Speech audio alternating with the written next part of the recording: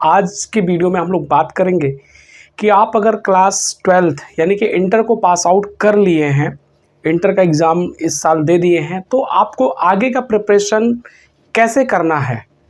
देखो, किसी भी स्टूडेंट को 3 कैटेगरी में बांट के देख सकते हो।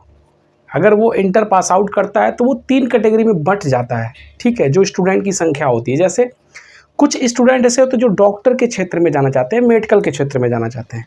कुछ ऐसे स्टूडेंट होते हैं जो इंजीनियरिंग के क्षेत्र में जाना चाहते हैं, और कुछ ऐसे स्टूडेंट होते हैं जो गवर्नमेंट जॉब के अंदर आना चाहते हैं, ठीक है।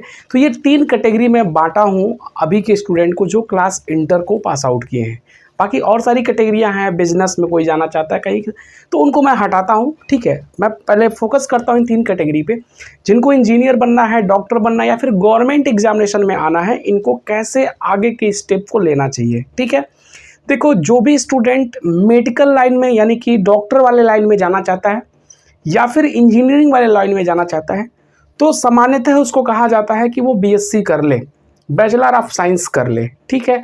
अच्छा, बैचलर ऑफ साइंस करने के साथ साथ कुछ बैचलर ऑफ साइंस अगर नहीं करता है तो कुछ ऐसे भी ऑप्शन होते हैं कि जहाँ पर वो डॉक्टरी वाले लाइन में ही कोई कोर्स कर ले, ठीक है, तो वहाँ पे उसको बैचलर की डिग्री मिल जाती है। अच्छा, बैचलर का मतलब हो गया कि आपको ग्रेजुएशन की डिग्री मिल जाती है साथ ही साथ उसके।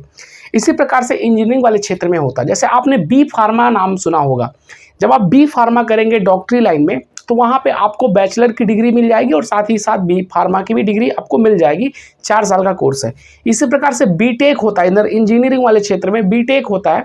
अगर आप बीटेक करते हैं तो बीटेक में आपको बैचलर की डिग्री मिल जाएगी, साथ ही साथ जो है आपको आप बीटेक का भी डिग्री आपको मिल जाएगा, ठीक है।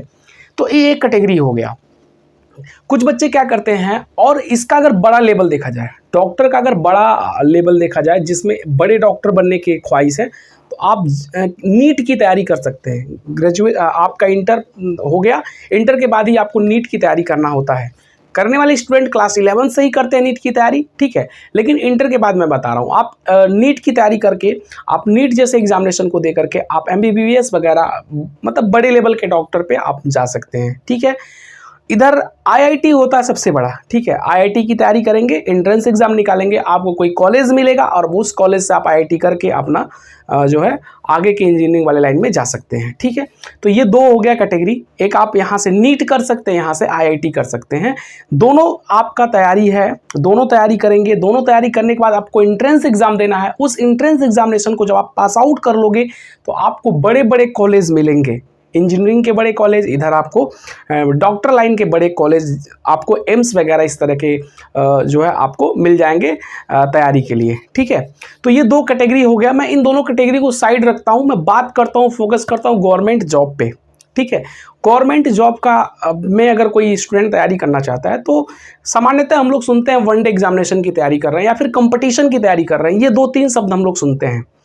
वनडे एग्जामिनेशन एक ऐसा एग्जामिनेशन है जहां पे एक दिन में आप परीक्षा दोगे, आपका रिजल्ट आएगा, फिर आपको जॉब मिल जाएगा, ठीक है। वो वनडे एग्जामिनेशन कहते हैं उसको, ठीक है। सामान्यतः कंपटीशन की तैयारी कहते हैं लोग इसको, ठीक है।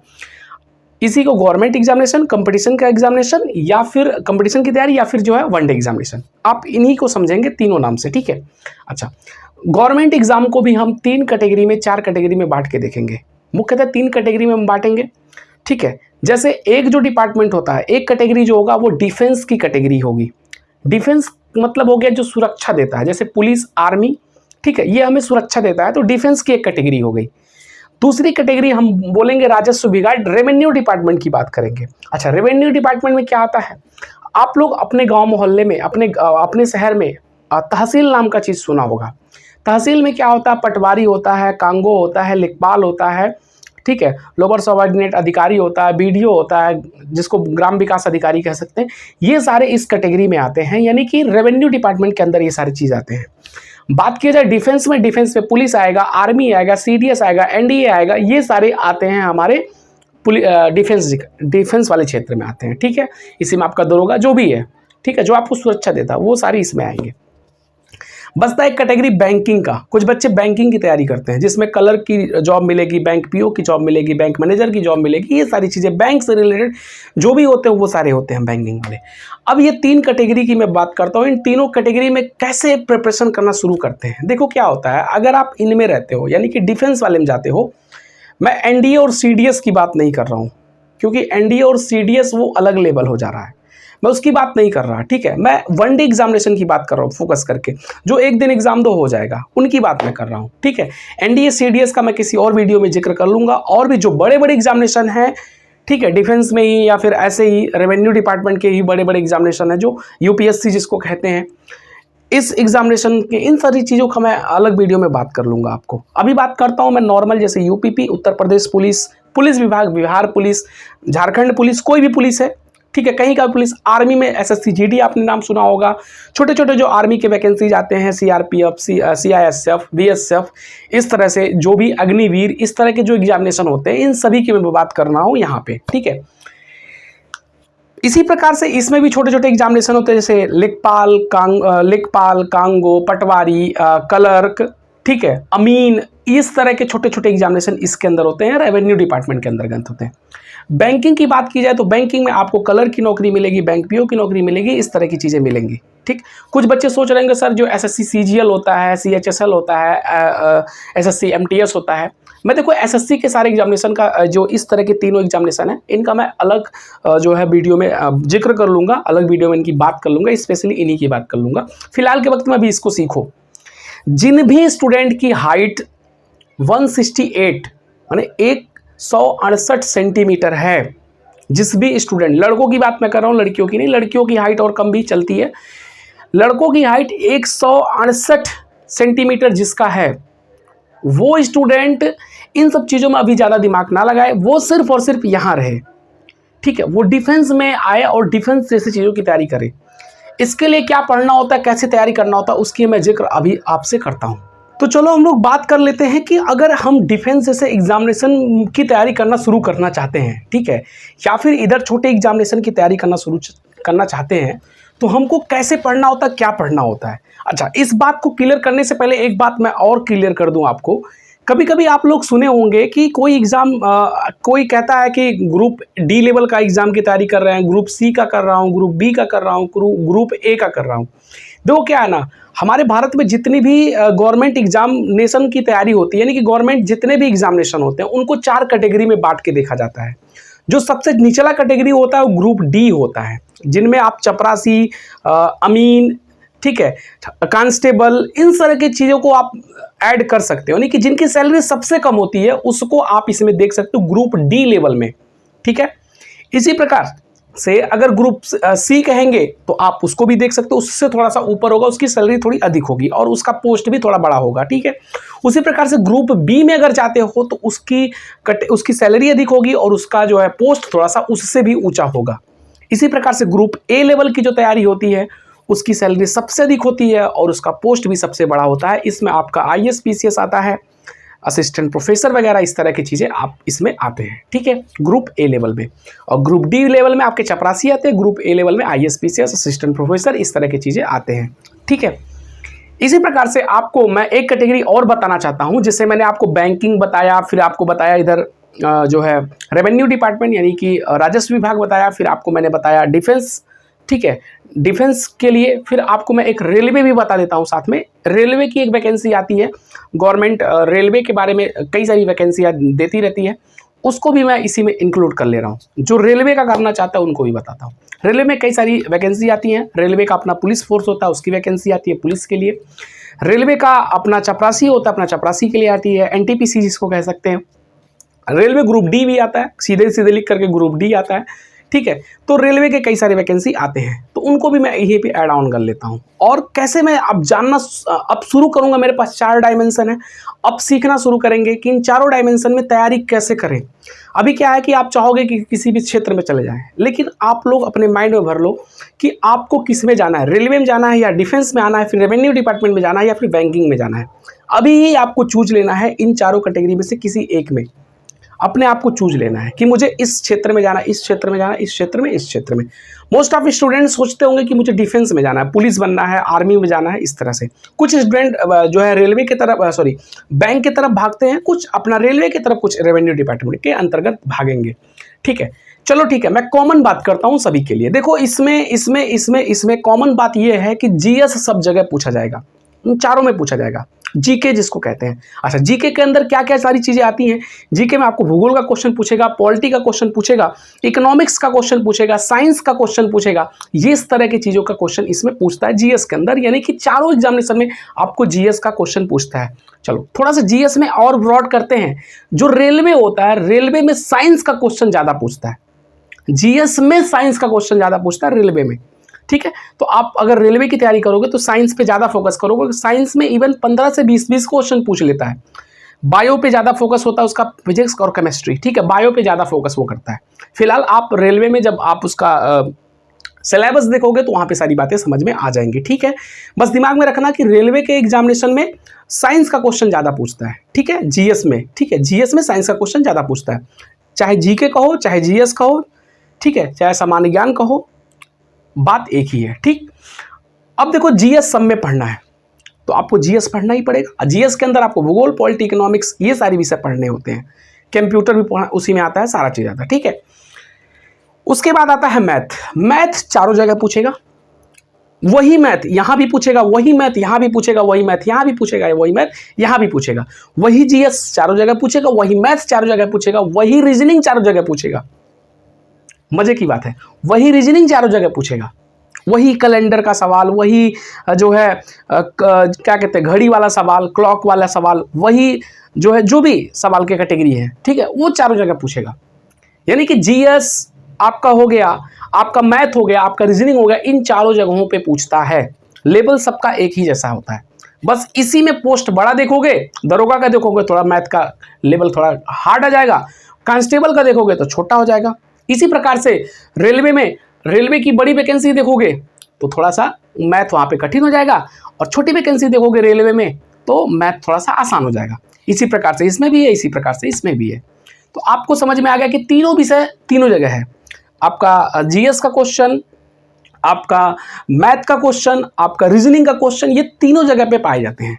अब बात आ जाती है यहीं पे हिंदी की, हिंदी व्याकरण की, जिसमें आप लोग सुने होंगे समास, तत्सम तद्भव, इस तरह के जो व्याकरण के सवाल होते हैं। ठीक है, वो व्याकरण के सवाल आपके रेलवे में पूछता है हिंदी, आपके डिफेंस में पूछता है हिंदी, एक बढ़िया लेवल पे पूछता है हिंदी।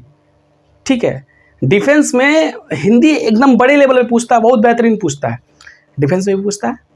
रेवेन्यू डिपार्टमेंट में भी हिंदी पूछता है, इधर भी आपका हिंदी पूछेगा। इसमें आप ग्राम विकास अधिकारी हो जाएगा, लेखपाल वगैरह जो भी पूछता है।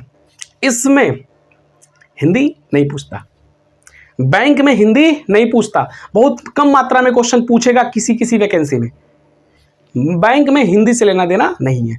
बैंक पूछता है इंग्लिश, इंग्लिश ग्रामर पूछता है बैंक। बैंक क्या पूछेगा? इंग्लिश ग्रामर पूछेगा। हिंदी की जगह क्या पूछेगा? इंग्लिश ग्रामर पूछेगा। आपको अब समझ में आ गया होगा कि कौन सी जगह पे क्या पूछता है। यही चार विषय आपको पढ़ने हैं, और इन्हीं चार विषय के दम पे आपको नौकरी मिलना है। इसी के साथ साथ आप स्टैटिक जीके पढ़ोगे। स्टैटिक जीके का मतलब हो गया भारत का प्रथम राष्ट्रपति कौन है, मतलब ऐसे क्वेश्चन जो आपको भारत की राजधानी कहाँ है, भारत का मुद्रा क्या है, फलाने मान लो किसी देश का, अमेरिका के मुद्रा का क्या नाम है, डॉलर है, इस तरह के क्वेश्चन पूछते हैं। करंट अफेयर्स के क्वेश्चन पूछेंगे। ये है आपका स्टैटिक जीके। ठीक है, तो स्टैटिक जीके तो सब में पूछेगा। ठीक, अब ये आपको समझ में आ गया होगा कि इन चारों डायमेंशन, इन चारों एग्जामिनेशन में किस प्रकार के क्वेश्चन और कौन कौन से क्वेश्चन पूछे जाते हैं, मतलब किस किस विषय से क्वेश्चन पूछे जाते हैं। ये बात आपका क्लियर हो चुका होगा बहुत ही बेहतरीन तरीके से।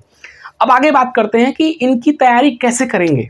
इनकी तैयारी हम कैसे करेंगे, जानकारी तो हो गई। इसके लिए सबसे पहला जो सूत्र है मैं आपको वो बताने जा रहा हूं, आप एकदम उसको फॉलो करना यार। आप कहीं भी धोखा खाने वाले नहीं हो। ठीक, क्योंकि हम लोग खुद इस कैटेगरी के स्टूडेंट रहे हैं, इसी प्रकार से फॉलो करके यहां तक आए हैं। ठीक है, तो आपको सबसे पहले, अभी आप एकेडमिक करके आए हो, 12th पास आउट करके आए हो, आपको कुछ भी नहीं पता है कि एग्जामिनेशन की तैयारी कैसे करते हैं, कंपटीशन की तैयारी कैसे करते हैं। इसके लिए सबसे पहले आप जीएस पे फोकस करोगे। मैथ आपको आता है अगर क्लास 10th में आपने मैथ लिया है। रीजनिंग आपको अगर 2-3 महीना 4 महीना सिखा दिया जाए तो मैथ से हल्का सा रिलेट करता है रीजनिंग, तो आप मैथ के दम पे रीजनिंग को थोड़ा बहुत सीख सकते हो। हिंदी रटने वाली चीज़ है, आपको समझना है, रटना है। जीएस भी समझना और रटना है। आप सबसे पहले क्या करोगे, यूट्यूब पे जाओगे। यूट्यूब पे खान सर का बहुत सारा प्लेलिस्ट पड़ा हुआ है सारे विषय का। हिस्ट्री का प्लेलिस्ट पड़ा हुआ है, पॉलिटी का प्लेलिस्ट पड़ा हुआ है, इकोनॉमिक्स का प्लेलिस्ट पड़ा हुआ है। यानी कि संपूर्ण हिस्ट्री उन्होंने पढ़ाया है, संपूर्ण जियोग्राफी पूरा पढ़ाया है, संपूर्ण मैथ पढ़ाया है, सारा। आपको 6 महीने कुछ नहीं करना है बाबू, 6 महीने सिर्फ और सिर्फ खान सर के क्लास को कंप्लीट करना है। नोट्स बनाते रहना है, सारा उनका वीडियो देखते रहना है, नोट्स बनाते रहना। फिर आप जिस दिन उनके सारे क्लास को कंप्लीट कर लोगे, फिर आप एक किताब खरीदोगे, लूसेंट का सामान्य ज्ञान का किताब, ब्लू कलर में आता है वो, ठीक है। उस किताब को आप ले लेना, ठीक। अगर खान सर की क्लास कर रहे हो उसके दौरान ही मान लो हिस्ट्री पूरा हो गया तो आप लूसेंट को ले लेना।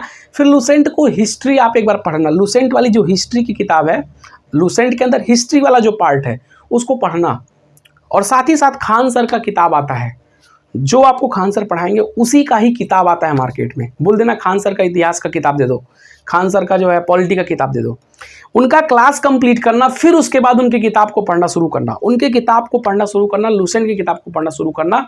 फिर आप जिस भी एग्जामिनेशन को देना चाहते हैं उस एग्जामिनेशन का प्रीवियस पेपर ले लेना और प्रीवियस पेपर में जाके देखना कि हिस्ट्री से कौन कौन सा सवाल पूछा गया है, पॉलिटी से कौन कौन सा सवाल पूछा गया है, इकोनॉमिक्स से कौन कौन सा सवाल पूछा गया है। क्या वह सवाल तुम सॉल्व कर पा रहे हो, क्या वह सवाल तुमको समझ में आ रहा है। आप देखना 90% सवाल आपको समझ में आने लगेगा। अगर आपने मन से क्लास किया है, नोट्स बनाया है, तो आपको 90% सवाल समझ में आने लगेगा कि हाँ ये सवाल मैंने सुना है, ये सवाल मैंने पढ़ा। याद ना आए आंसर वो अलग बात है, लेकिन आपके जहन में ये चीज़ आ जाएगा कि हाँ मैंने इस सवाल को बारे में समझा, इस सवाल को मैं जानता हूँ, मैं इसके बारे में कुछ ना कुछ पढ़ा हूँ। फिर आप करोगे रिवीजन, और रिवीजन जब करोगे तो आप अगले दिन उस तरह के प्रश्नों का जवाब भी देना शुरू करोगे, ठीक। तो ये हो गया जीएस के तैयारी को कैसे मजबूत करेंगे। इसके बाद आता है आपका मैथ, रीजनिंग और हिंदी, इन सब विषयों की जानकारी। यानी कि ओवरऑल मैंने आपको एक तरह से एग्जाम्पल दिया कि तैयारी कैसे करना है, ताकि आप पढ़ाई शुरू कर दो। इस वीडियो को देखने के बाद आप पढ़ाई शुरू कर दो, बैठे मत रहो, ठीक है। इस वीडियो को देखने के बाद आप शुरू कर दो, खान सर का क्लास शुरू कर दो, कॉपी ले लो, क्लास करो दबा के, और नोट्स बनाते रहो, रिवीजन करते रहो, उस नोट्स का रिवीजन करते रहो, आपकी पढ़ाई ताकि शुरू हो जाए। इसके बाद वाले वीडियो में बताऊंगा कि अब आप जो क्लास कर रहे हो उसका क्या करना है, उसको और कैसे बेहतरीन करना है, मैथ को कैसे पढ़ना है, हिंदी को कैसे पढ़ना है, रीजनिंग को कैसे पढ़ना है। इन सभी का डिस्कशन मैं अगले वीडियो में करूंगा। और दोस्तों देखो, मजबूरियां, समस्या, प्रॉब्लम सबके लाइफ में है। कोई भी ऐसा स्टूडेंट नहीं है जिसकी ज़िंदगी में कोई मजबूरी ना हो। सबके ज़िंदगी में कुछ ना कुछ प्रॉब्लम हैं, हर रोज़ नए प्रॉब्लम आते रहते हैं।